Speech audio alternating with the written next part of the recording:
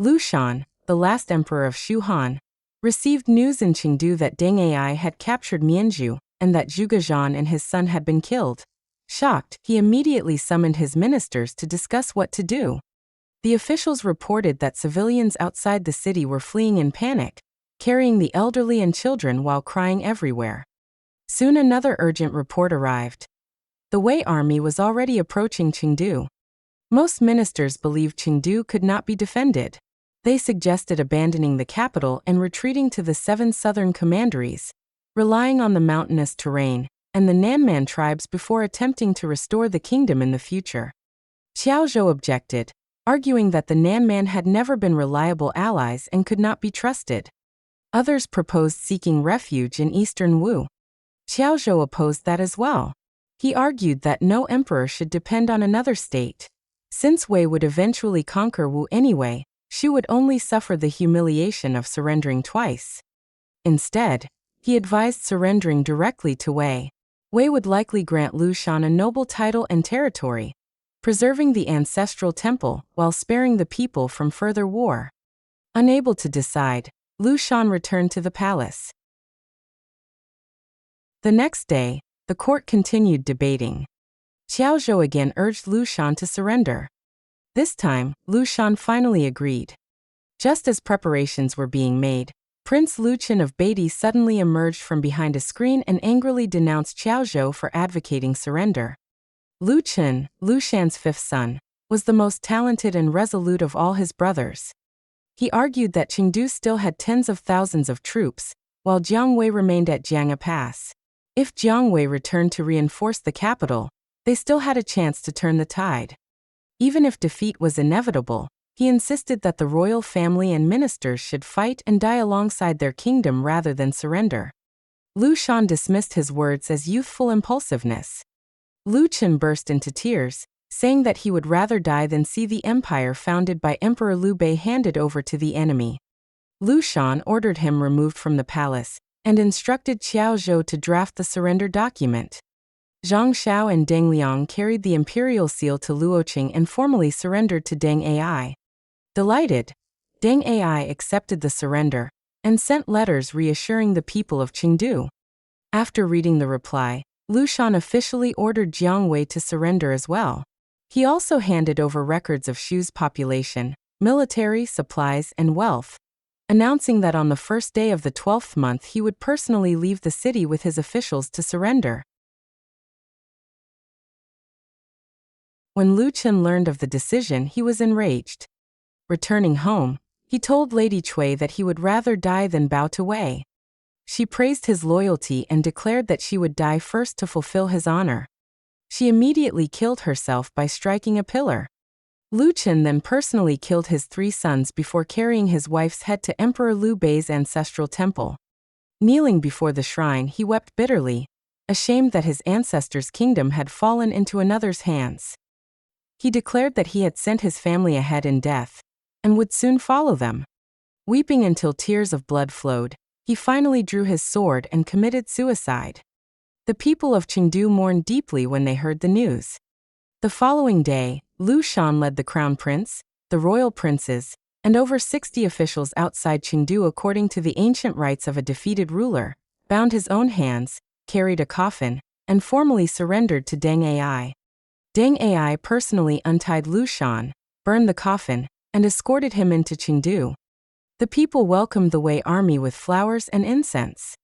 Deng Ai appointed Liu Shan as general of agile cavalry and reassigned the remaining Shu officials according to their ranks.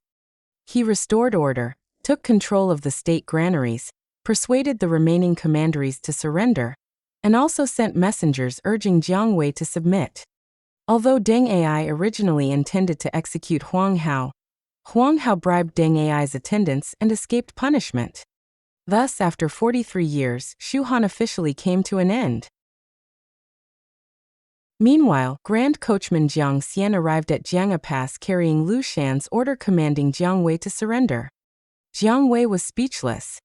His officers were furious, slashing rocks with their swords and shouting that they would rather die in battle than surrender. Jiang Wei calmed them, saying that he already had a plan to restore the Han dynasty. He then ordered surrender banners raised throughout Jiange Pass and informed Zhong Hui that he, together with Zhang Yi, Liao Hua, Dong Zhu and the Shu commanders, would submit.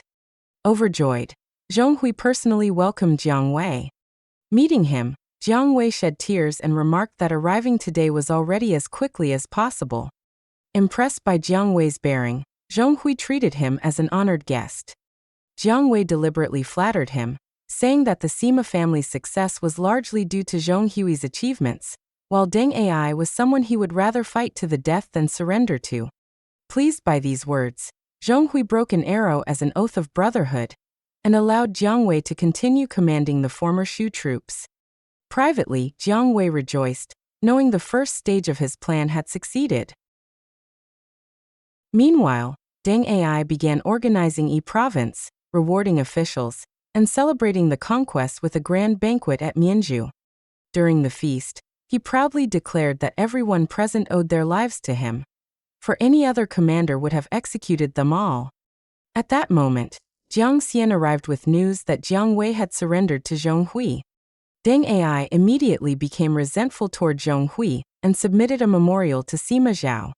He proposed taking advantage of Wei's momentum to conquer eastern Wu immediately. He also recommended keeping Liu Shan temporarily in Shu to reassure the local population before sending him to Luoyang the following year. In addition, he suggested granting Liu Shan the title Prince of Fufeng and treating the Liu imperial clan generously, so that eastern Wu would see the benefits of surrender.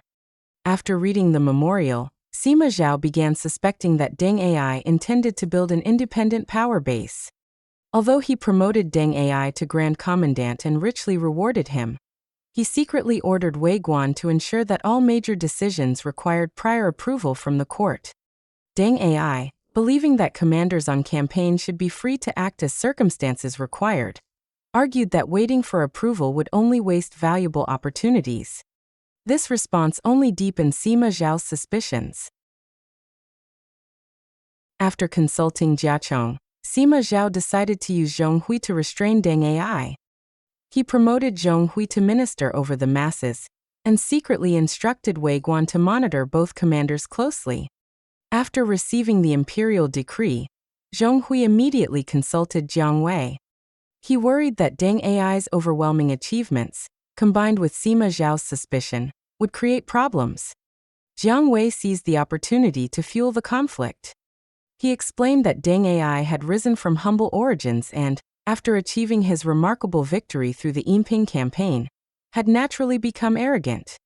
Now that Deng Ai wished to reward Liu Shan and win over the people of Shu, it was only natural for Sima Zhao to suspect him.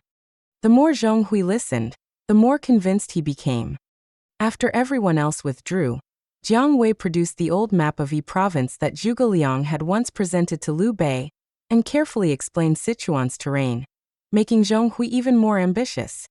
Finally, Jiang Wei advised Zhong Hui to accuse Deng Ai of abusing his authority and plotting rebellion. Sima Zhao would certainly order Zhong Hui to eliminate him. Zhong Hui fully accepted the plan. Not only did he submit an impeachment memorial against Deng Ai, but he also intercepted Deng Ai's reports to the court, forged additional passages in Deng Ai's handwriting, and deliberately changed the wording into an arrogant tone to increase Sima Zhao's suspicion. Enraged after reading the forged memorials, Sima Zhao immediately ordered Zhong Hui to arrest Deng Ai. He also dispatched Jiachong with 30,000 troops through Xie Valley, while personally leading Emperor Chao Huan westward. When someone suggested there was no need for him to go in person because Zhong Hui already greatly outnumbered Deng Ai, Sima Zhao smiled and replied that the man he truly feared was not Deng Ai, but Zhong Hui. After learning that Sima Zhao had reached Chang'an, Zhong Hui hurried to consult Jiang Wei once more on how to deal with Deng Ai. A fierce struggle for power within Wei was about to begin. Summary. This chapter marks the decisive fall of Shu Han. After Chengdu was left defenseless, Xiaozhou strongly urged surrender, and Liu Shan ultimately accepted his advice. Only Prince Liu Chen of Beidi refused to submit. Choosing honor over survival, he watched his wife sacrifice herself, killed his own sons to spare them humiliation, and finally committed suicide before Liu Bei's ancestral temple. His tragic end became one of the most moving episodes in Romance of the Three Kingdoms. Although Shu Han had fallen, Jiang Wei refused to abandon his lifelong goal of restoring the Han dynasty. Pretending to surrender to Zhong Hui, he secretly manipulated the rivalry between Zhong Hui and Deng Ai, hoping to use internal conflict within Wei as an opportunity to revive Shu. Meanwhile, Deng Ai's extraordinary achievements and increasingly independent behavior aroused Sima Zhao's suspicion. Encouraged by Jiang Wei, Zhong Hui accused Deng Ai of plotting rebellion, while secretly forging documents to strengthen the accusation. In response, Sima Zhao personally marched west, setting the stage for a major political and military struggle inside the state of Wei. Historical notes. 1. Prince Liu Chen's martyrdom is greatly dramatized in the novel. The novel presents one of its most emotional scenes. Liu Chen opposes surrender. Lady Cui commits suicide by striking a pillar. Liu Chen kills his 3 sons, mourns before Liu Bei's ancestral temple, and finally takes his own life. However, the historical record in the records of the Three Kingdoms is extremely brief, stating only, when Prince Liu Chen of Beatty learned of the surrender, he committed suicide. All the detailed events involving his family were literary additions by the novelist. 2. Was Liu Shan really as cowardly as the novel portrays? The novel depicts Liu Shan as weak, indecisive, and completely lacking the will to resist. Historically, the situation was far more complicated. By that point, Mianzhu had already fallen, Zhuge had been killed, Deng Ai was only a short distance from Chengdu, the capital lacked sufficient troops, and Jiang Wei was trapped at Jiange Pass by Zhong Hui. Many senior officials, including Xiaozhou, believed that surrender was the only realistic option. Therefore, Liu Shan's surrender may not have been simply an act of cowardice. It was also likely an attempt to prevent the destruction of Chengdu and spare its people from massacre and prolonged warfare. Many modern historians regard his decision as a pragmatic political choice rather than merely a sign of weakness.